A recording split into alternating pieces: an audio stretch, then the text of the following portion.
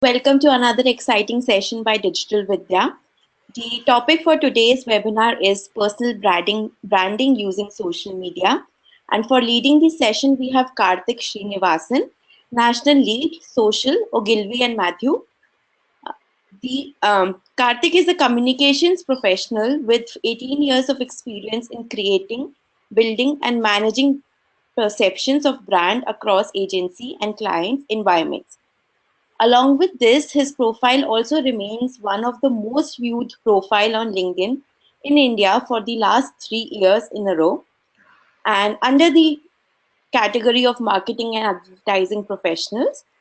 And in today's session, Karthik will let us inform about what are the how you can actually plan the basics of your social footprint and what are the best practices and how to add social media as your personal branding practice by taking out 15 minutes a day.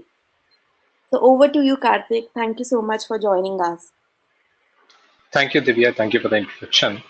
I just wanted to ensure that people can hear me loud and clear. Just want to ensure that it's there because it happens that I actually start talking on a call and people are not able to hear at all. Just want to ensure that that's the case. But I Yes, guess they won't be able to tell me whether they can hear it or not because they're on mute. So I'll just assume they can hear me. they have confirmed. Got it. No problem. No. Okay, I'll just start. I'm on the first slide. I will actually move on the slides from my side. Considering this is a 60-minute webinar, I can assure you that your personal brand won't become powerful starting 4 p.m. today. That's not going to happen anyway. But you should be able to have a better handle on what you're doing online and why you're doing it. That's something that I can actually help you as an introduction today.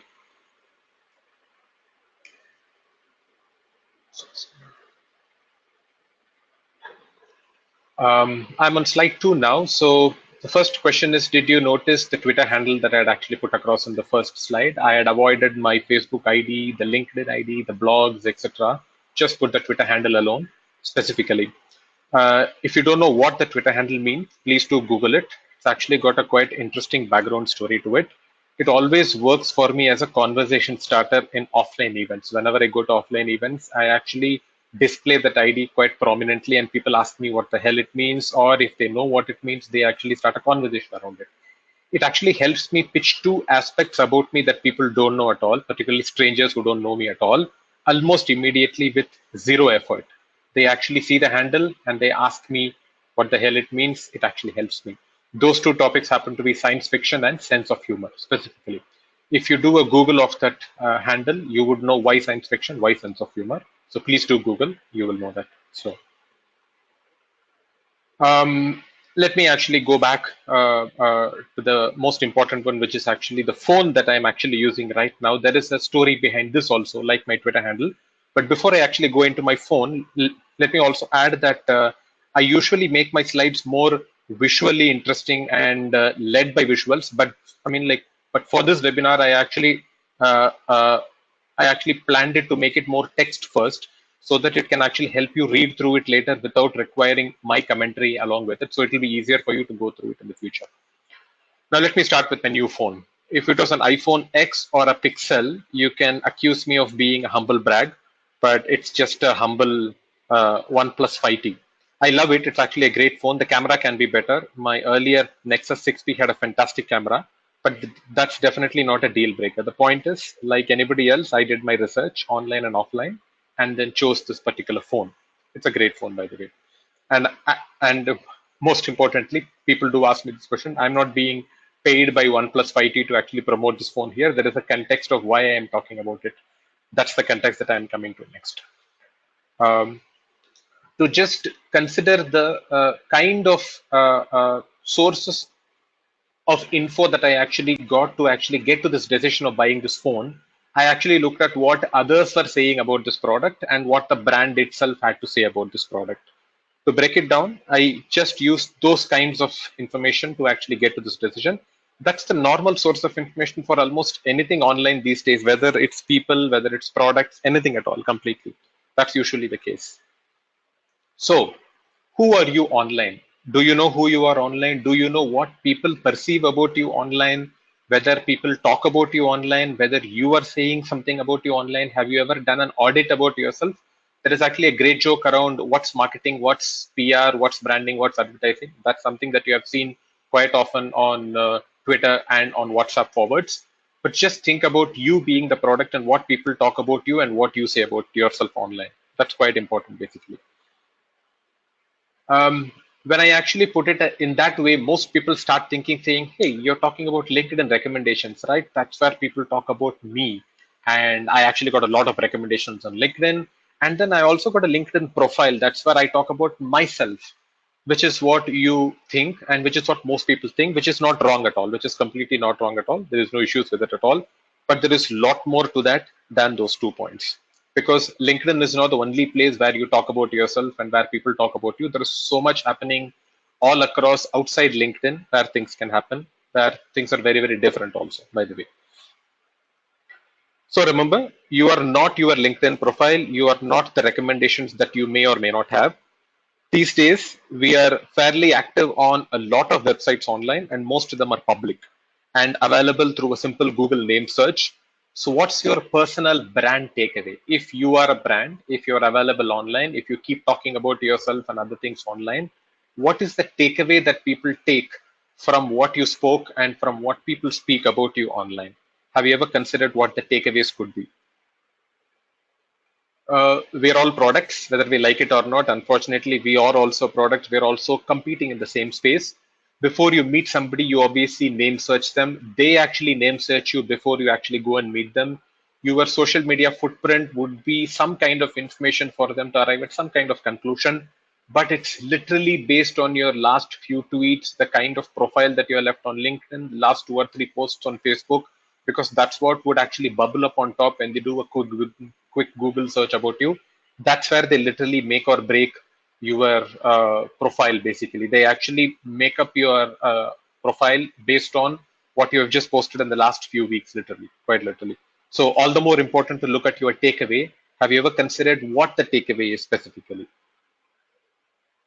Usually, the takeaway is a combination of static things and live things. Static is usually the LinkedIn profile, which is rarely updated, or I should say that it's usually updated when you are thinking of looking for a job, which is actually a blunder basically because LinkedIn is not a job search profile, it's a career portal. It's quite different. But most people rarely update their profiles on LinkedIn. So that's a static piece.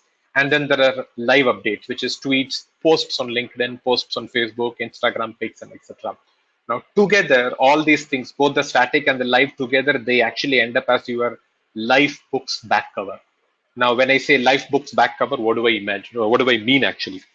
It- It's quite simple actually. Assuming you still remember how a printed book looks like in these days when ebooks and audiobooks are actually all over the place, you never know whether people still remember a printed book. But a printed book usually has a back cover that is usually a pitch to get you interested in the book's contents. It actually makes you pick that book up if you're in a store or if you're in an airport or a place like that.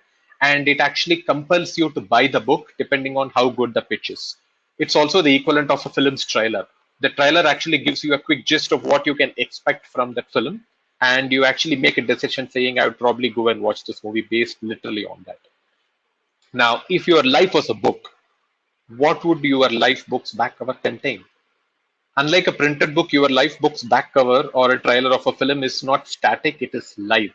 You can keep it refreshing, and depending on when people see it, your intro actually differs. So it completely depends on how you manage it and the way you manage it, and every day what you actually put into managing your profile, which is your life book's back cover. The most important thing to remember here is that for a brand, the trailer and the back cover is extraordinarily well planned by seasoned professionals. People are paid big money. Most agencies actually make their money here, literally. People are paid big money and they actually get the best of professionals to plan what actually goes into how to actually tease audiences to buy a product or actually buy a service. So if you are a brand on your own, you the individual are a brand on your own, or want to be one, you want to be a brand on your own, shouldn't you plan yours really well too? Instead of just sharing whatever comes to your mind online just because you're on Twitter, you're on Facebook, you're on LinkedIn, you just keep sharing whatever that comes to your mind, you should be planning it much better, right? Of course, you should be. So start planning. Here a simple way to go about that. I mean, it's not very hard, but you need to put an effort to do that. Here is how you can start going about that. So the point is to work backwards. You may have handles on various channels already. Keep them there. There is no harm in actually keeping them there. You just need to be aware of what you are posting there and how you are going about posting there. So we actually start backwards. Start with an objective. What do you want people to think about you? If you said, like most people, smart, intelligent, handsome, pretty, successful, blah, blah, etc., we need to get a slightly more specific on that point. Take a blank page. There is actually an exercise towards the end of the session where I will actually help you do that basically. But the point is basically this. Take a blank page, draw a line in the middle of the page. The top part is you, the person, you, the individual. The bottom part is you, the professional. That's where we actually create the start for the objective. That's where we start. So now you actually simply write down specific things that you want others to know and remember about you. Be realistic, be authentic, dig into your own strengths. You got strengths, you actually work in a certain sector which actually brings in your own strengths. And remember, you can't fool people in the long run. You can't even fool people in the short term on social media. So that's very important. But remember that there are two parts about you. One is personal, one is professional. That's where it comes to. You may have actually considered this as a framework, but actually put it down on paper so that you exactly know what you are gunning towards specifically. Also remember, you the individual is not your work. Your offline designation in your job or your company does not define you the person. But for most people, their job and designation is a major part of how they view themselves, which is actually a problem, but that's okay. That's what I mean, like we people are about. So let's get to a compromise. Let's treat your work profile and your personal individual profile equally. That's why you actually put it in the same page, top and bottom, so that you actually get an overall view of who you are as a person, who you are, and who you are as a professional. Both words together. Now, just going back to this. On the top of the page, your personal side, write down phrases or words that you would use to define yourself and you would want others to remember about you. On the bottom half of the page, let phrases that you want used to actually define your professional self and your professional pursuits, interests, capabilities, strengths, etc. Remember to be authentic and real, as I said.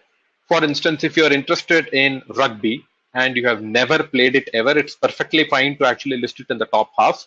But if you have zero knowledge of economics and aren't pursuing a career in that either, there is no particular reason for you to actually add it in the bottom half just because you can impress people with it, because it's not going to add anything to your life at all basically. But if you're trying to look for an economics based job, you better know something about it, then add it in the bottom part so that you can actually relate to it in some way in your personal branding.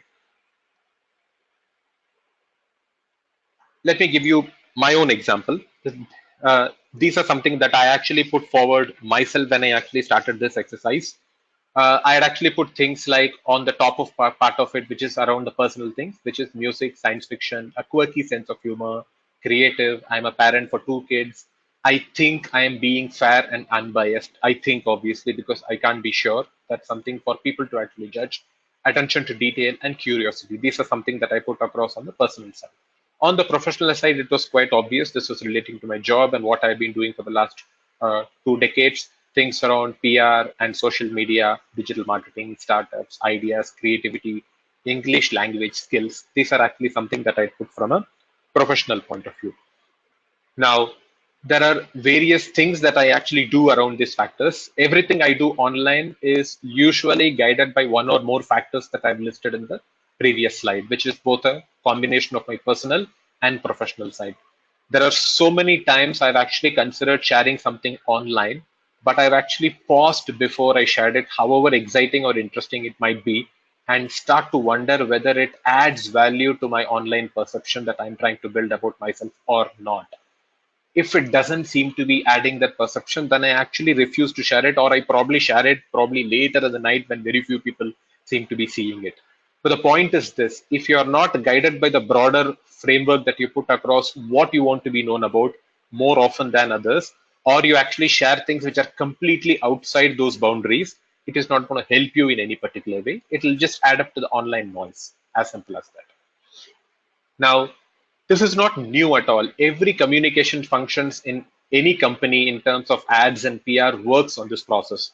They create objectives, they actually get their objectives correct. They create boundaries of what they want to communicate about to reach that objective. They communicate consistently. Once you know what you want to stand for, to be known for, it becomes far easier to find things to share consistently within those boundaries and to engage with people across on those levels. For instance, if music is a passion, I actually search for people who write on music. I mean, music has obviously been a passion for me. In my example, I've actually listed music. But the unfortunate thing is I never learned music in my life at all formally, and I still regret that fact. It may not be too late, but it's a bit of a time crunch right now. But I love music. I actually want to augment that interest in music. So I actually blog a lot about music. I have actually been blogging about music since 1999. I actually started actually actively blogging about new music since 2005. So I actually been doing it as a pursuit. So people seem to be associating me with music, even though oddly enough, I had never learned music all my life. Second thing that I had mentioned was science fiction, which is not a very common subject that people mention with their personal sense. It's a fairly esoteric subject generally. Not, I mean, like not too many people actually talk about it often, but I share very often in terms of what I gather in terms of perspectives from my books that I read. There are quite a few things that I read from a science fiction perspective. Even more of me. I actually listed sense of humor as a thing. Many people actually list sense of humor, but you also need to able to be demonstrate that sense of humor in some way at least once a week so that people associate you with puns or humor or jokes kind of stuff. If you don't do it at all you can do is talk about saying I have a sense of humor. People may not believe you at all completely. Parent, there are actually so many things that parents can share because kids grow and there is so much that's happening in their lives and the parents' life. As parents, we actually learn so much every single day from the children. There is so much to talk about and share those things. Curiosity is a word that I had added, which is actually fairly interesting. Interestingly, I use the word interesting a lot. I actually try to avoid jumping to any kind of bias or conclusion about things that are happening around me. I use the word interesting because it is just interesting. I don't know enough about those subjects to have a point of view on that. So I actually find many things interesting. That's something that I want to define about myself. I am curious about a lot of things around me. Creativity is something that I talk about quite often. Obviously, I am with Ogilvy, one of the most creative agencies in the world that actually helps augment that profile also. The point is, these boundaries are extremely fluid. They are not written in stone. You don't need to go by them rigorously every single day, every single hour. They are fluid as they should be. Because we individuals cannot be narrowly defined, we are also equally fluid. But the point is this, when they are expressed for public consumption, we can and we should consider what they are saying about us as an aggregate. That is, what those opinions are saying about us as a takeaway as an aggregate. We seldom plan things that way for our personal selves online, but for the brands that we work in, we do it all the time. So it's all the more important that we do it for ourselves, right? Because we actually do it for the brands that we work on. Why shouldn't we own our personal brands and do the same thing ourselves online? Once you actually have a good handle on what you want to talk about and you actually have a list of things that you want to frame the boundaries of, this is what defines me, then it actually becomes easier to build topics and subtopics around those phrases that you written in the first sheet, basically on top and bottom. It gets far easier. Then obviously it gets easier to get a steady stream of content. You can find people who talk about those topics a lot, follow them on LinkedIn, Facebook, and Twitter, and read a lot more.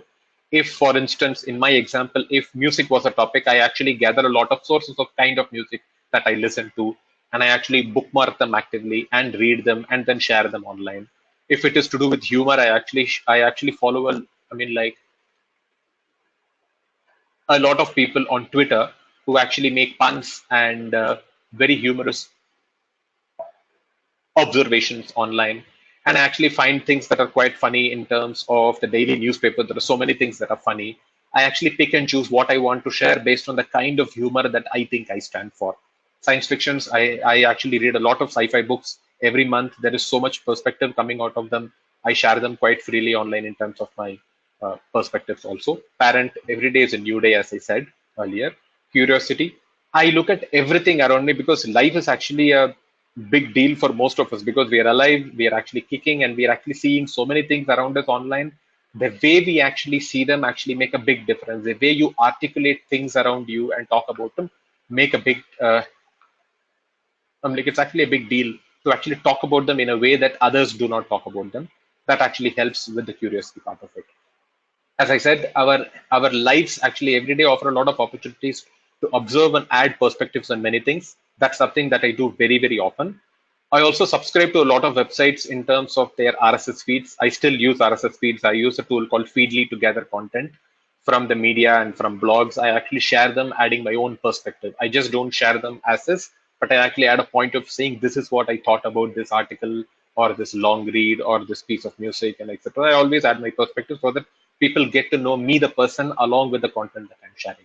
Something, there are actually times that I have, like hardly anything to add to something because I probably don't know that topic really well, or I probably not framed my opinion itself well. So I actually just say useful.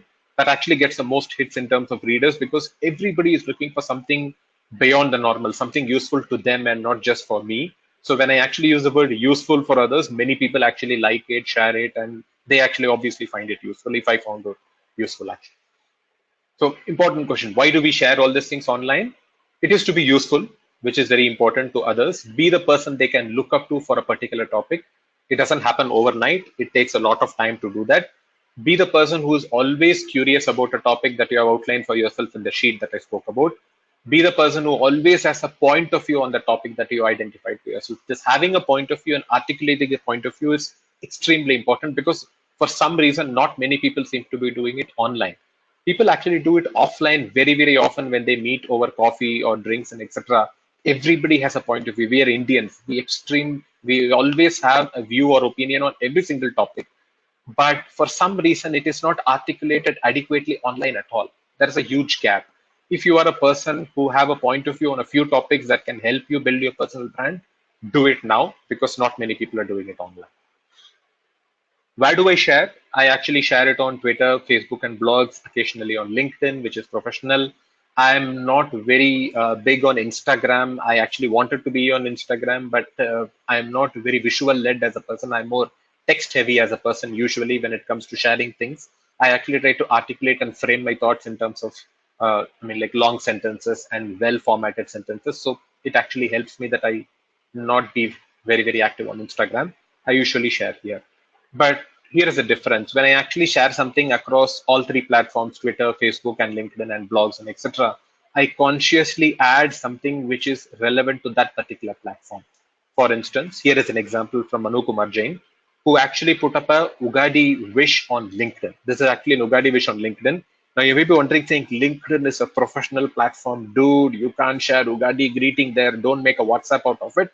But here's the deal, it is not a sin to wish somebody for Ugadi on LinkedIn. The interesting thing is he actually spoke about something to do with work also. It may be very, very basic, but he said work hard. Don't forget to take time out to relax and celebrate festivals with friends and family. So he actually started with work, which has got the professional context of LinkedIn. And then he actually made a wish for Ugadi and Gudi Padwa.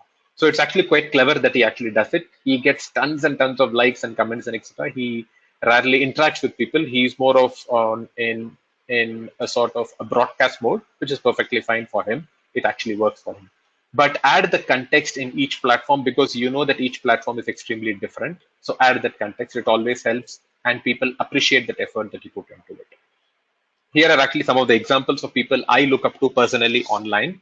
There are just few examples that I actually got, not just big type CEOs, but also just normal people like you and me. But this guy is actually a big type CEO. Obviously, everybody follows him on Twitter for some reason. He's very, very interesting, obviously. But just look at the kind of example that I put across. He is Anand Mahindra. He's extremely popular, obviously. He is meeting Elon Musk. All he needs to do is just put up a photo with Musk and Anand Mahindra and then said, hey, guess what? I actually met Elon Musk today. But now you can argue saying that's probably his team that actually came up with this line. But it's on his Twitter, and he actually says before this guy came along, when you Googled Musk, all you got was perfumes and melons.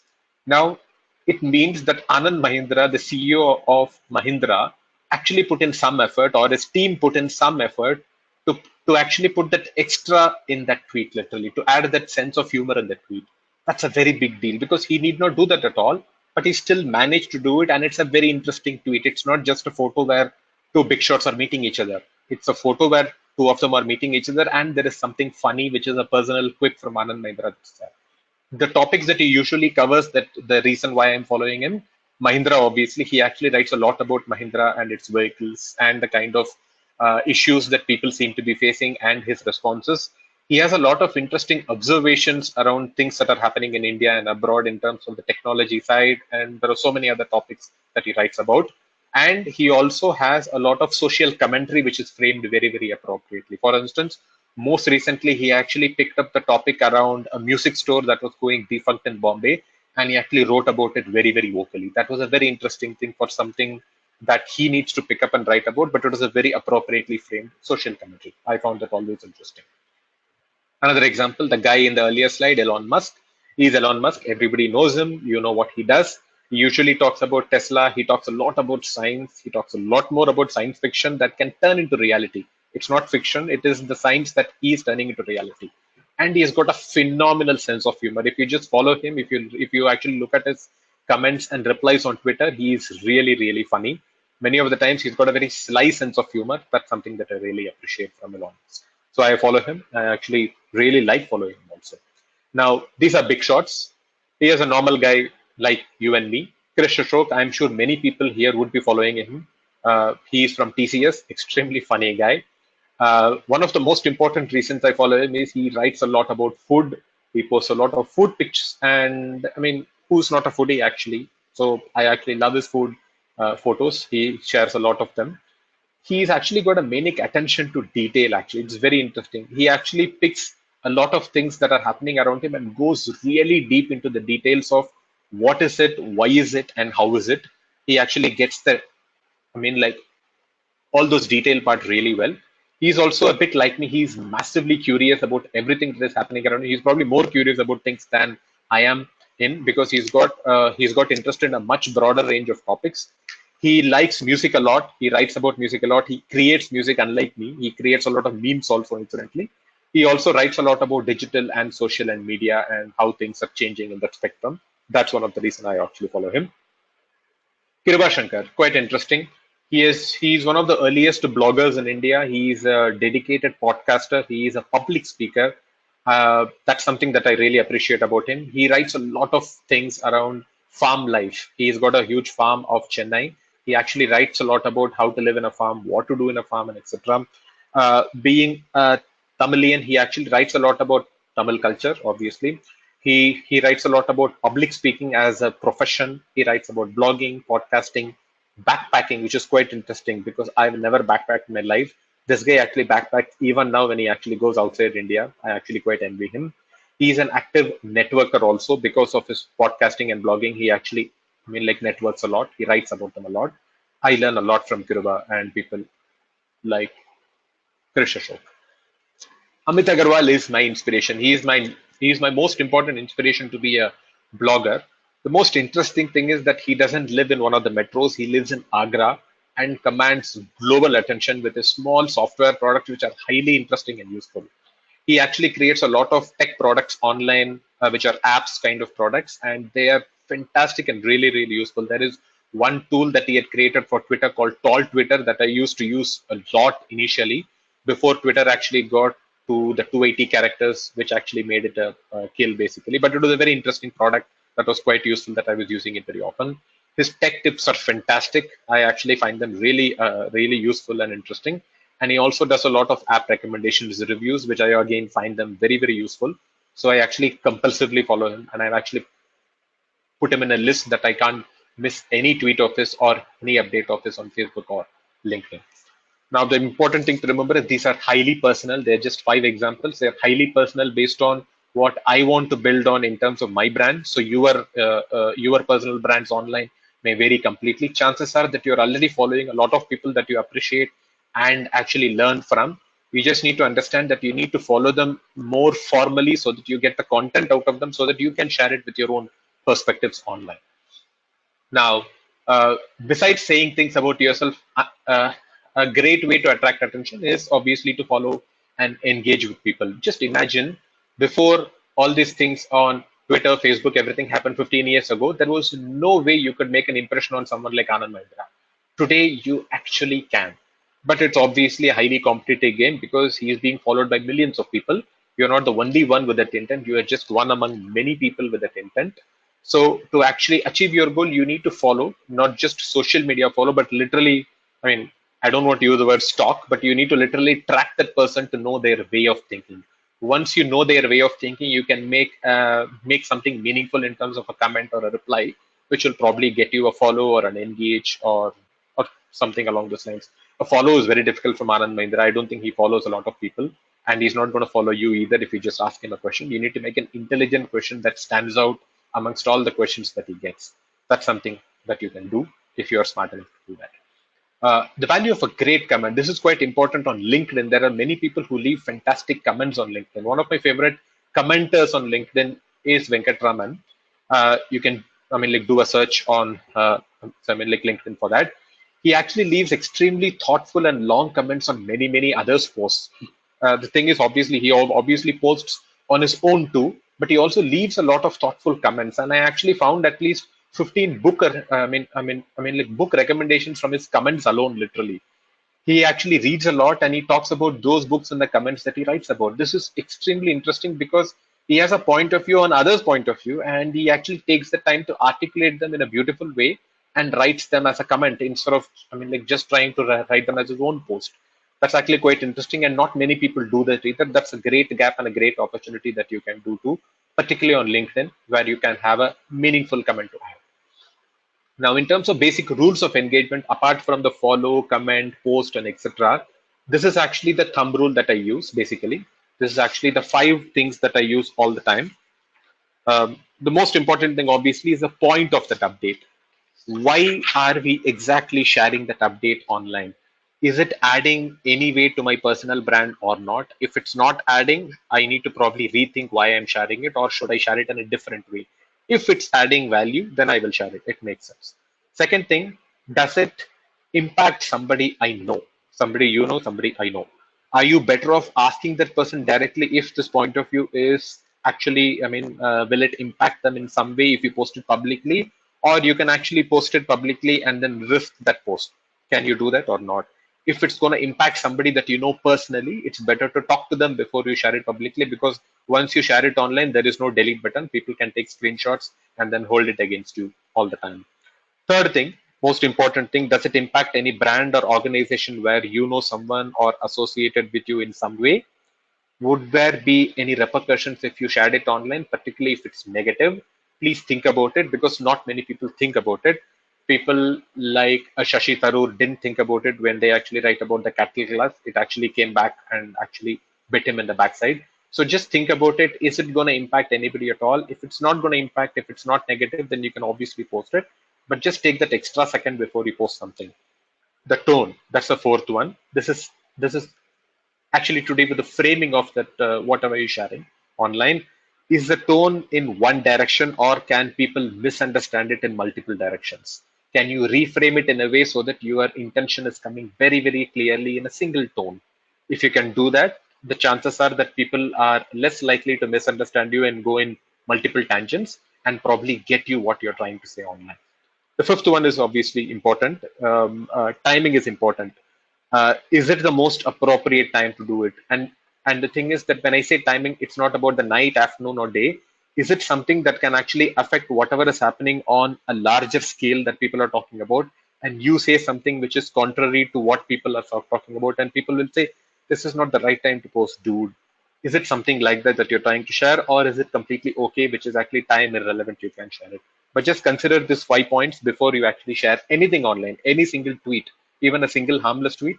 Think about these things as a small thumb rule quickly for a few seconds before you share that hit button. Before you share the post button online. Now, have some kind of results in terms of KRAs for you. It'll actually help. I've actually, done this kind of sessions, and this KRAs really help a lot of people. And people have told me that they've helped very hands-on. For instance, a KRA could be as simple as, I want the following 5 people to follow me on Twitter, and make a list. Now, the thing is, you need to earn their attention. You can't just ask them saying, please follow me. You need to earn their attention by doing something. Or for instance, you can have saying, I will leave 2 well thought out and meaningful comments at least on 2 LinkedIn posts every other week. You can have that kind of stuff. Or you can share, I will share at least 5 perspectives on top 2 topics listed in my personal and the professional objectives every single week. Now, if you have some kind of KRAs like this, it is just like a run that you do in the morning, that you actually try to motivate yourself or a healthy eating habit, but just have a simple KRA with a small number, 2, 3, 5, 4 kind of per week, so that you are actually actively goaded towards actually getting those kind of KRAs yourself every single week. And when you actually reach those KRAs, then you actually feel good about it, saying, yes, I did it. I actually put in the effort. I did it. It worked for me. Now, this is just a 5% of my overall session that I actually do as a workshop for my clients. It's a very, very hands-on kind of workshop where I actually go very deep into each of the topics and get them tangible outcomes for the participants, because usually I have about 10 to 15 participants and not more than that. But this is just a 5% overall of it. But here is an exercise that you can actually do. Take a piece of paper, whether it's in print or digital, basically. Two parts, top and bottom. Top is personal, bottom is professional. Write down at least 10 phrases or words that you want them to define you, or you want people to associate with you. Just 10 words on top, 10 words on bottom, 10 phrases on top, 10 phrases on bottom. It can be anything, it can be completely anything. Take some time to actually just write them down. I will probably continue this session in about 5 minutes. I will pause for some time. Please take some time to write. Places on top, order them in the importance of these are the ways that I want people to know about me. The first one should be my sense of humor. The next one should be my interest in technology, blah blah, etc. It can be anything about you basically, but just order them in a priority list in terms of importance. Now, remove 6 out of 10. That is 6 to 10 in each list. Just remove them. Just don't bother about them, because you won't be able to focus on all of them. All you need is the top 4 in the part, on the top part, top 4 in the bottom part. You have 8 phrases to work with. The final is what you need to look at basically. So that's literally your personal branding objective. Those words and those phrases is your boundary into which you need to write more often, you need to comment more often, connect with people in those sector, so that the more consistently you do it, the faster you will be making associations between your personal brand and these objectives. Now, it's important to look at the kind of people who write on those topics, who are perceived to be experts in the topic and content online, and make a steady pipeline to learn, follow, and share content around them. It's very easy to do it. They are all through Twitter, they are all on Facebook, they are all on LinkedIn, they are on mainstream media, they are on newspapers, they are everywhere. You just need to search for those words now, because you have phrase, you have a word. You just need to search, probably with the key phrase India to it, because you're looking at Indians in those subjects, because you want to impress upon Indians first before you can go to the world. But you can use those 10 phrases that you have to actually search for content and people around this and follow them and write more about them, comment more about them, and then go about that fun. But if you actually have those 10 phrases ready, it will become far easier for you to focus on them just for 10 minutes a day, literally saying, have I shared at least 1 or 2 phrases related content today, so that people will be able to make that association slightly stronger tomorrow. Each day you do more of it, you actually get small wins, then you actually get a bigger win after a month and a much bigger win after 6 months. That's how you actually build on it. It's 3:40 exactly. I will stop here and take some questions. I believe Divya would be reading out some questions. Divya? Sure, Karthik. So everyone, you can put in your questions in the question panel on the right hand side. And while you are putting in your questions, I'll launch out a poll for anyone who is interested in a digital marketing course. If you are already enrolled, just say you are already participating into the program. And for the people who joined in late or may face some internet or connectivity issues, we'll share out the recording with you after like 2, 3 days. You'll get the recording by Tuesday of next week along with the presentation. So we'll send out the recording through an email. So we have got some questions starting with the first. So Jerry is asking, is there any thumb rule for writing a blog post or any social media post except for the ones which is surely the interest, make it interesting and engaging?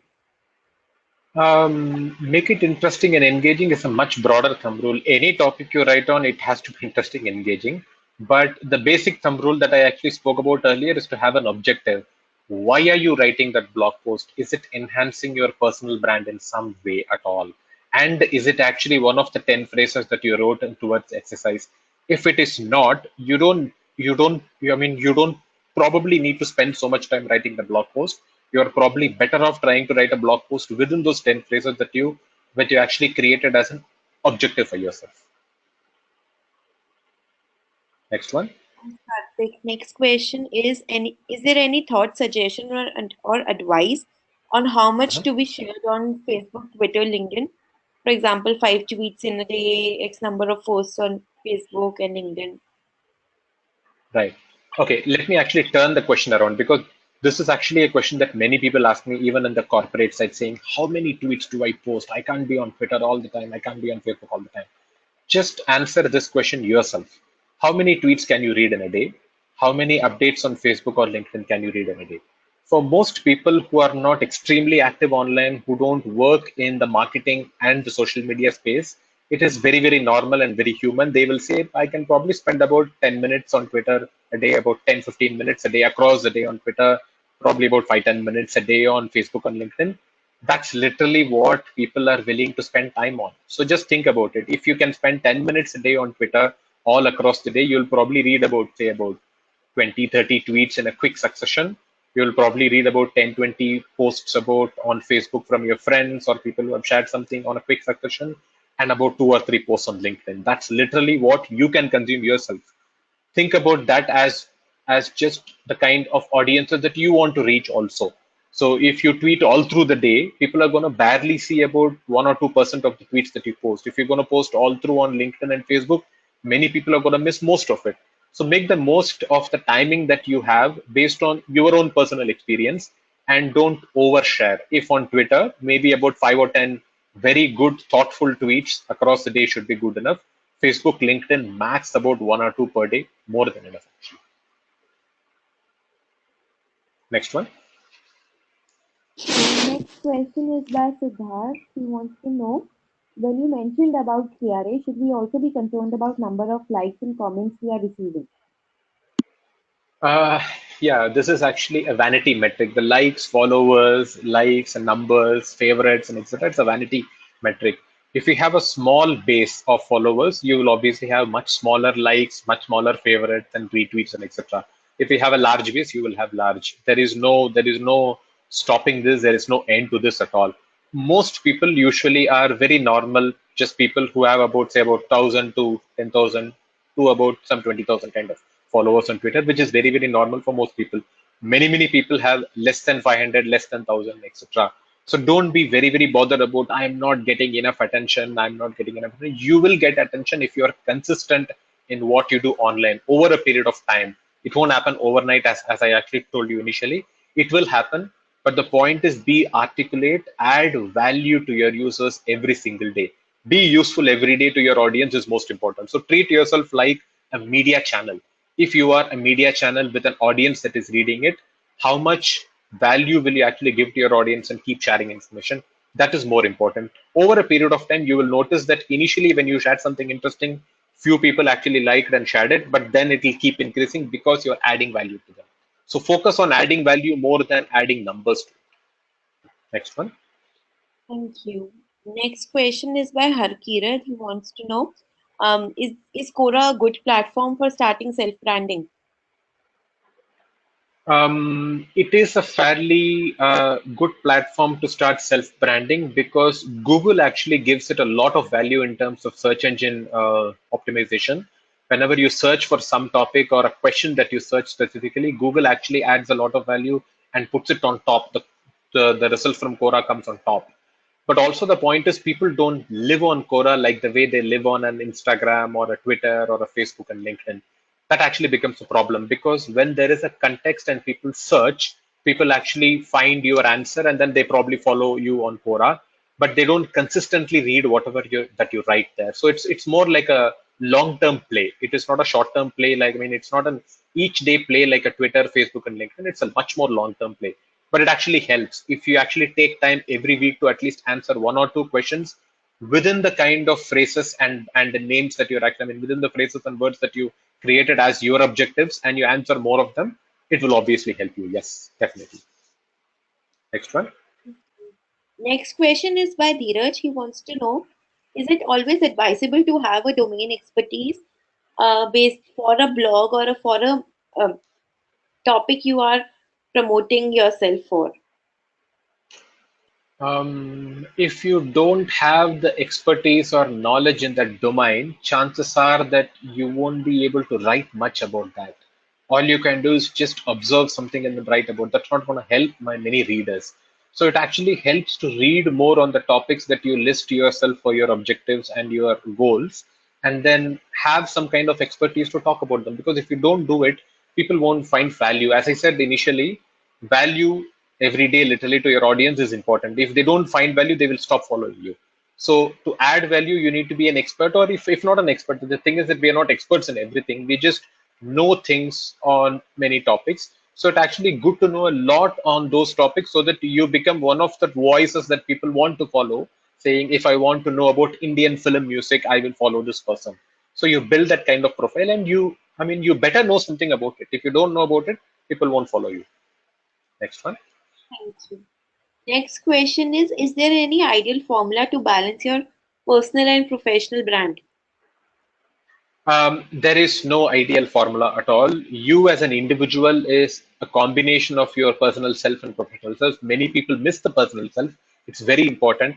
People think that personal self should come only offline when you meet somebody. That's not the case at all. It can be on Twitter, it can be Facebook, it can even be on LinkedIn or Instagram completely. For instance, if you are just a working professional but you share one kind of photographs on Instagram, people will associate you. For instance, I know one guy, I forgot his name. I follow him on Instagram specifically for his train related photographs. He posts a lot of photographs around trains in India. I find it completely fascinating. And he does only that train related, rail related things around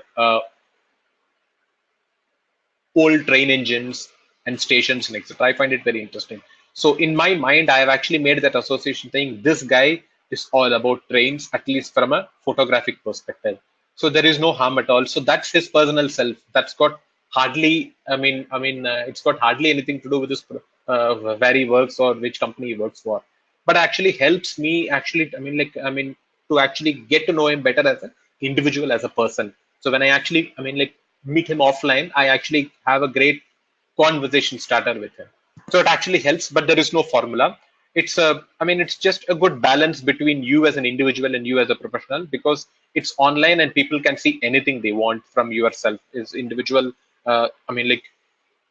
Just the person or the professional. Next one. Thank you. So this is a quite a common query amongst most of us. Mhm. So most of them are asking, some of them are asking that Yep.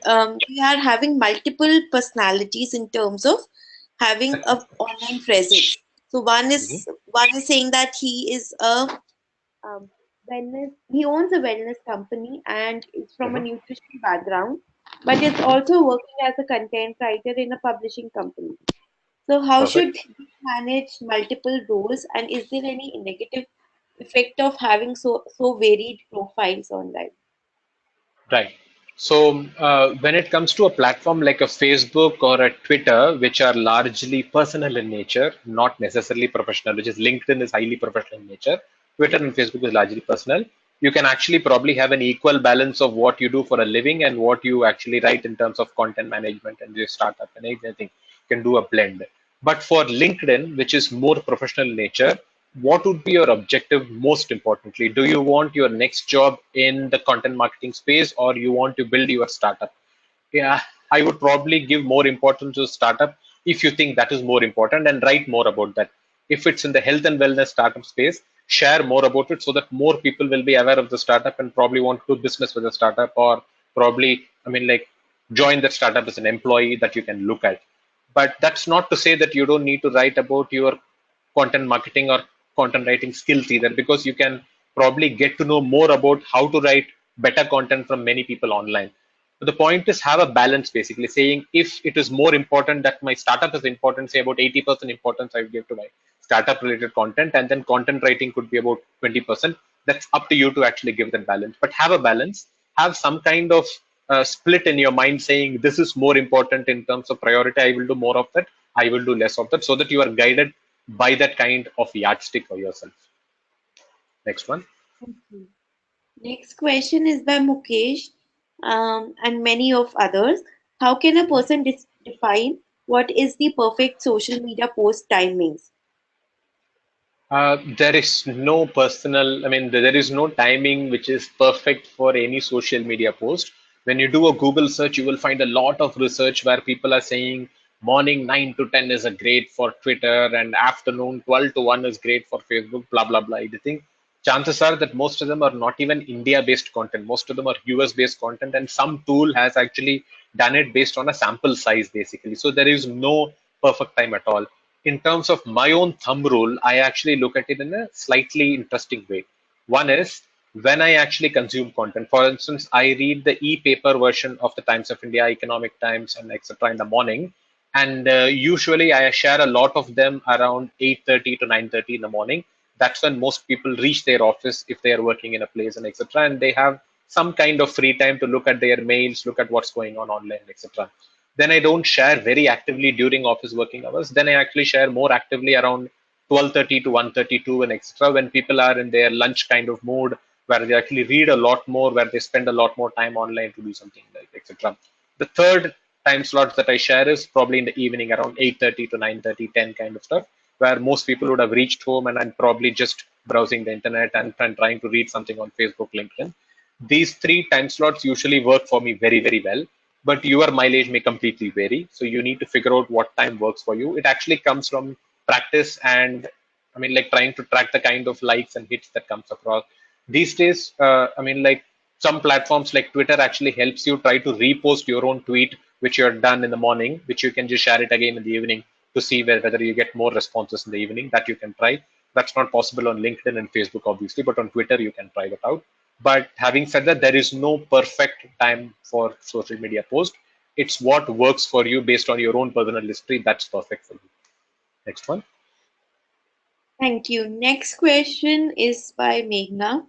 She wants to know, she's a beginner in the field she is planning to pursue her career in, and Mhm. she's planning to be a freelancer. So should she start bringing up her Facebook page and profile and start posting her beginner photographs or images regarding the same?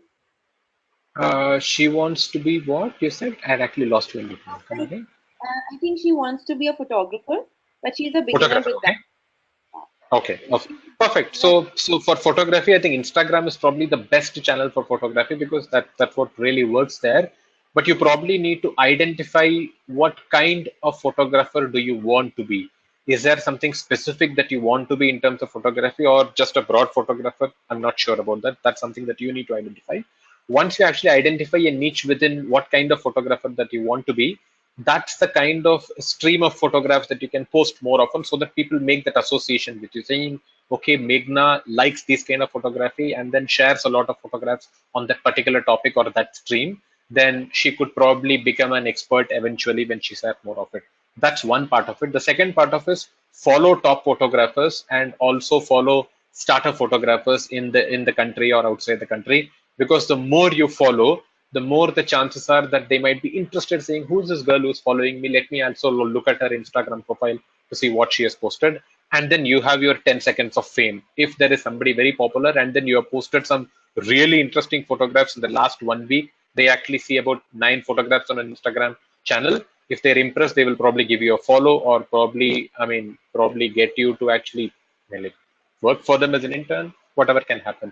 But it's important that you have your profile ready on Instagram, because when you start following, people give you 10 seconds to look at your profile to see whether you are worth following or not, and your last few photographs will earn you that or not. So it's up to that. Next one. Okay. Next question is by also asked by multiple people. Mhm. How is hashtag helping us in building up a personal brand, and how should Yeah. we use it? Okay, I really don't believe hashtags can help build a personal brand because hashtags are not owned by one person. Hashtags are owned by many people together at the same time across a period of time. Even brands don't own hashtag because once they float the hashtag online, people need to write about that hashtag and they need to make it big or make it small, whatever it is. So it really doesn't help. Having said that, in a platform like Instagram, they have actually had an interesting update yesterday. So please check Instagram blog. Just do a Google search saying Instagram blog. You will actually find the last post there. They have actually made it useful that you can actually create a hashtag that can actually be in your bio on Instagram, which can be your calling card of sorts. So if you are somebody who posts a lot of photographs on trains of India, if that's the hashtag that you want to be associated for, you can put that across. It can help. On all other platforms, it may not have much importance in terms of building a personal brand, but it can help become useful. For instance, if you write a lot about one particular topic, for instance, I write a lot about film music in India.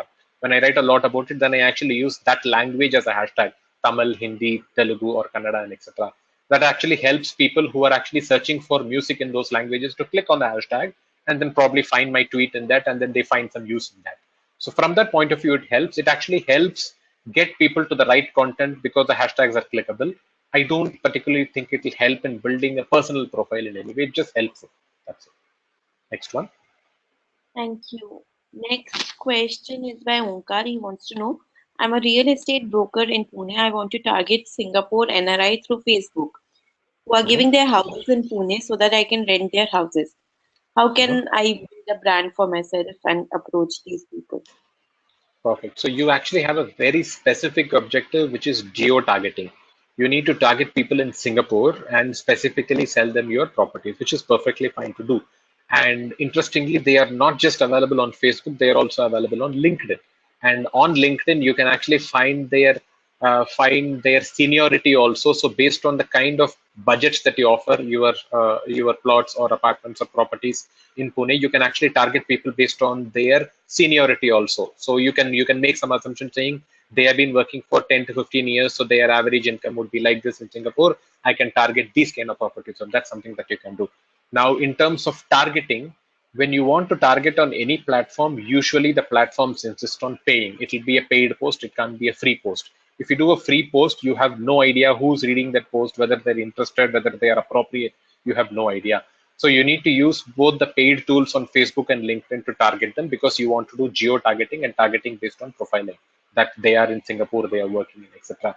So the only way to target specifically and make sense for you, get leads and etc., is to pay both the platforms, Facebook and LinkedIn. Start small and see whether it works. If it works, increase the kind of investment that you're putting in, but start small, pay them, and actually get that thing done. It'll work for you.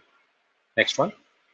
Thank you. Another question which is common amongst most of us is that Mhm. how can we build up a profile while we are looking up for a job? It can be a job change, a career change, or maybe an industry switch.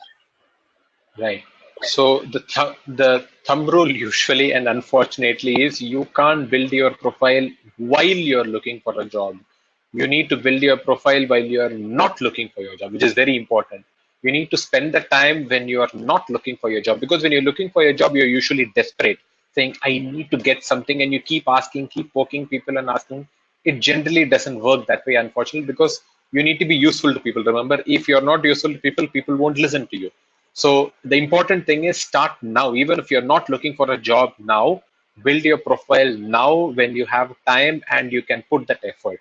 While you're looking for a job, the only way to reach out to them is look at the kind of people who actually offer jobs more often online. It happens usually on LinkedIn. One thumb rule. This is actually something that you can look up actually. When you are actually looking for a job and you can find a lot of jobs on either a Naukri or a Indeed.com or Monster, try to search for the person who has posted the job on Naukri or LinkedIn. I mean, on a Naukri or a Monster on LinkedIn. Chances are they are available on LinkedIn also. They have a profile. Connect with them on LinkedIn saying, I actually saw this opening on Naukri, which you had posted for this kind of company. I want to connect with you to know more about the job. That kind of effort, very few people make. And if you are one of them that are making that effort, chances are you might be slightly more impressive to that person who's trying to hire. And then chances are that you probably get a slightly better chance of having a shot at the job. But most importantly, build your profile when you are not looking for a job, not while you're looking for a job. Next one. Thank you. Um, so this is quite an off-topic question. Raza Mhm. wants to know how safe is Facebook now in regards to doing business using its social media platform, Mhm. considering its latest controversy. Facebook has been facing controversy right from day one. When it was started as the Facebook in the dorms of like some university in the US, it's been facing controversy. It will keep going on. Almost every single platform faces controversy day in and day out. There is a problem with the data that they are gathering, the way they are selling the data. Every single platform, including Google, Gmail, everything has a problem. We can't do anything about it. But if it actually works for you for a specific purpose, use it because it's freely available. Make use of it. Just don't overshare things about you which are highly personal that people can hold against you.